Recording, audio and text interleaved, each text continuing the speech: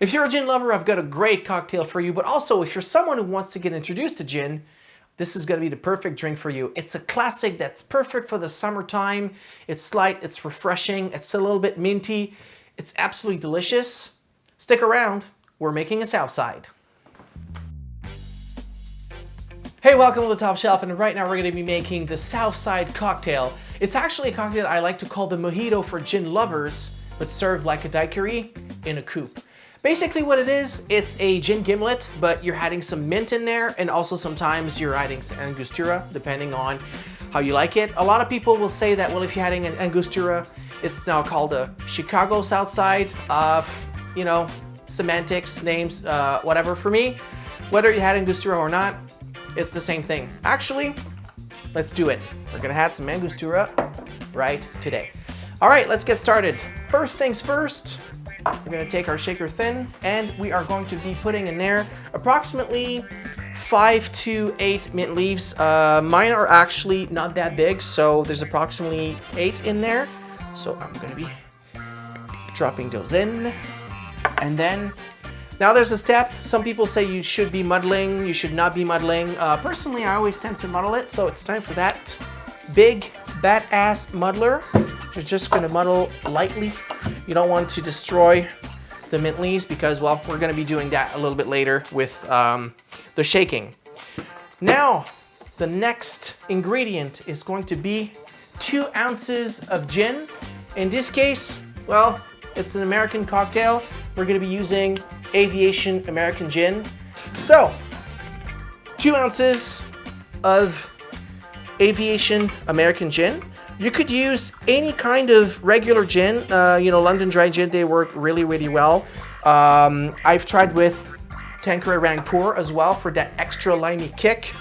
This one, what I like about American Gin, the Aviation, is because it's a little minty already, so it's gonna work well with the mint in there. But also, one of my favorites, it's the Plymouth Gin. This one and the Southside, really, really good. All right, so let's just drain that up. Next ingredient, fresh lime juice. I'm going to be putting in here 3/4 ounces of lime juice. If you like it a little bit more bitter or, you know, acidic, not bitter, but acidic, well, you can use 1 ounce.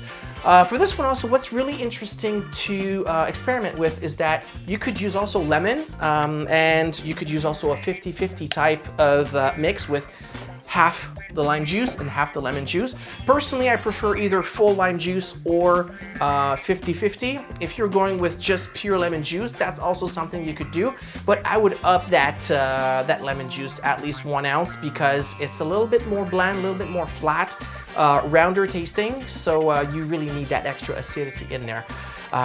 So that's it for that. Next ingredient, 3/4 ounces of simple syrup. Because we're basically making a sour. And there you go.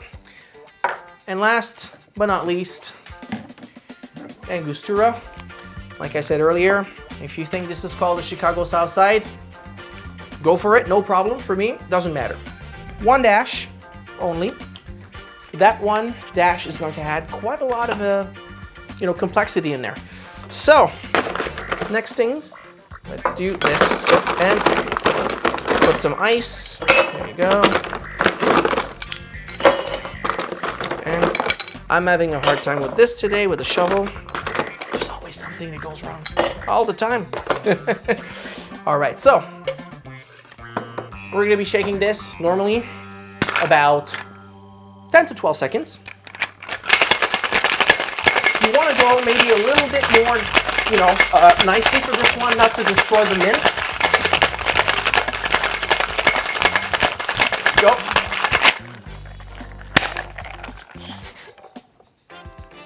All right, that's just smelling so good right now.